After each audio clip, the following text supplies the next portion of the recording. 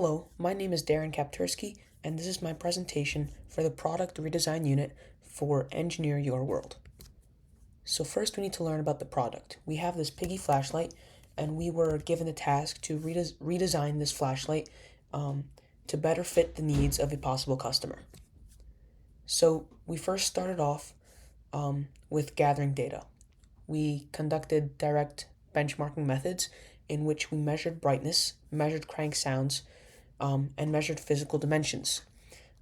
These are all quantitative values that we ultimately wanted to change in our redesign. This can be seen in this image on the right. Then we conducted customer interviews. We showed children and adults what the flashlight looked like, what they liked and disliked about it, and then we also asked them follow-up questions, what they wanted to see in the flashlight, what they would like to be improved, and our results can be seen in the image on the right as well.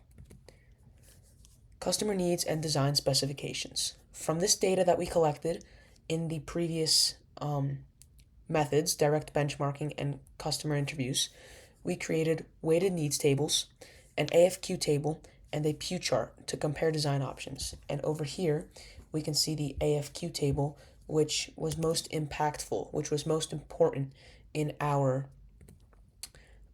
identification of key customer needs. And ultimately, this is what we decided to implement in our redesign. We wanted a brighter light, quieter crank, easier operation, better grip, different animal options, adjustable brightness levels, and less force required to crank. So we turned these needs into design specifications. So we took these needs and turned them into ideas, how we were going to implement this into the redesign. So for our bright light, we wanted larger than 740 lumens. For a quieter crank, we wanted something less than 25 decibels. For easier to crank, we decided to implement a larger gear ratio, which will be further discussed later in this video. We wanted the buttons to be easier to press, and this is where we decided to use a button instead of a switch. So moving on to actual customer needs, we wanted comfortable grip, so we decided to use a grip that would be top mounted on the flashlight. For customization, we wanted to include 3 brightness levels. Depending on the situation the customer is in, they could choose different brightness levels for their flashlight. So moving on to functional modeling, this is step 2 of our redesign. We need to learn about this flashlight, learn how it worked, learn about the components. And my predictive sketch is clearly nothing like what we found inside of the flashlight. Ultimately, from this exploded view, we can see that there were 20 main components.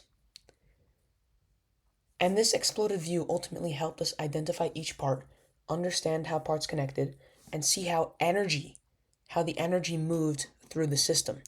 And this is where we developed an energy flow model. This concept map on the right basically shows how the the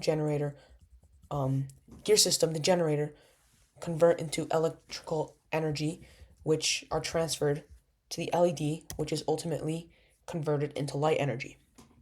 And this model helped us understand where the noise was created, where force was required, and where energy losses may occur. And this influenced our redesign greatly.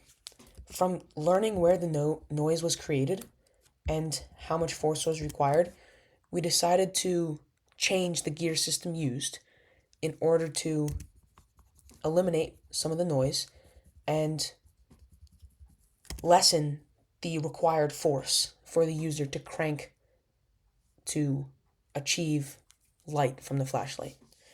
So we redesigned this gear system with a larger gear, as shown on the sketch on the right, improved mechanical advantage, reduced user effort, and reduced sound output.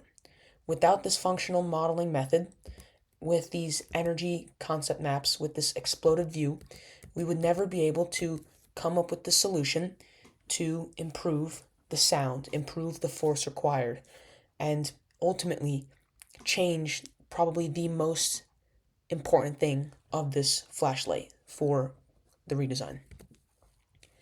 So our final proposed design and improvements this is what we came up with. We decided to make our flashlight a dog, and some key features included a brown and black color scheme. We changed the dimensions of the flashlight to better fit the average sized human hand. We changed the size of the crank so that it would be easier to grasp onto with a larger hand.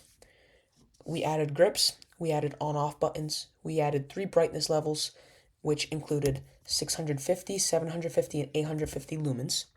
And we changed the crank release to a button so that it would be easier to press. And all of these adjustments, all of these newly implemented ideas can be seen in the sketch on the right. Why this design was selected? We selected this design because it directly addressed customer feedback. It meets measurable performance goals. These were actually achievable goals that are very impactful in the redesign. This improves usability for children and adults, increases customization, and reduces physical effort. These were probably the most important things that we were able to successfully address. Thank you so much. In conclusion, we identified customer needs through testing and interviews. We converted the needs into measurable specifications. Functional modeling helped us understand the internal system and target improvements. And our final dog flashlight improves brightness, reduces sound, increases comfort, and allows for customization. Our redesign is more user-friendly, more appealing, and better engineered than the original product, which can be proven in this exact engineering process that we took. Thank you so much again. Have a great day.